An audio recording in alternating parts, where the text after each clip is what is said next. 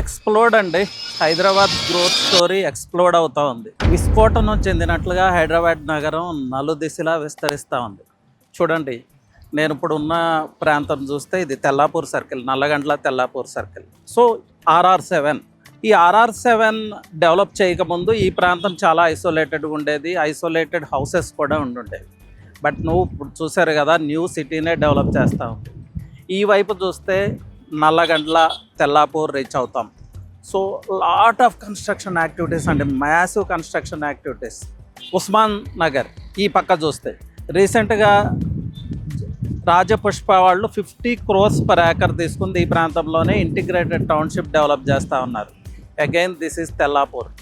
చూస్తున్నారు కదా, తెల్లాపూర్ ప్రీమియం లివింగ్కి పెట్టింది పేరు.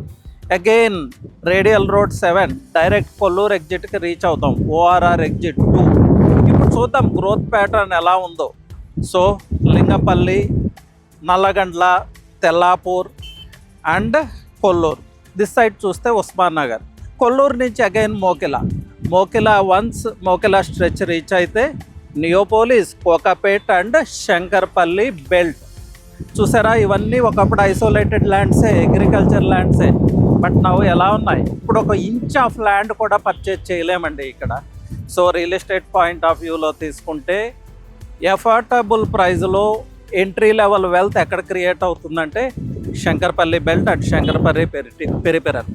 ఎస్, లగ్జరీ వెల్త్కి వెళ్తారా, you can consider Mokila, Neopolis not even luxury wealth అండి, అది స్కైలైన్ వెల్త్. మనం మాట్లాడుకోకపోవడమే మంచిది. అలాగే కొల్లూరు సంవాట్ ఎఫోర్డబుల్ అని చెప్పలేను, సంవాట్, అది కూడా స్క్వేర్ యార్డ్ అరౌండ్ 50,000 ఉంటుంది.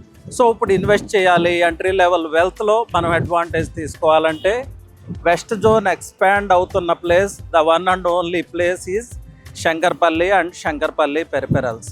So consider Neopolis and Shankarpally belt అంటే మీ వెల్త్ ఎక్స్ప్లోడ్ అవుతుంది. That I can guarantee.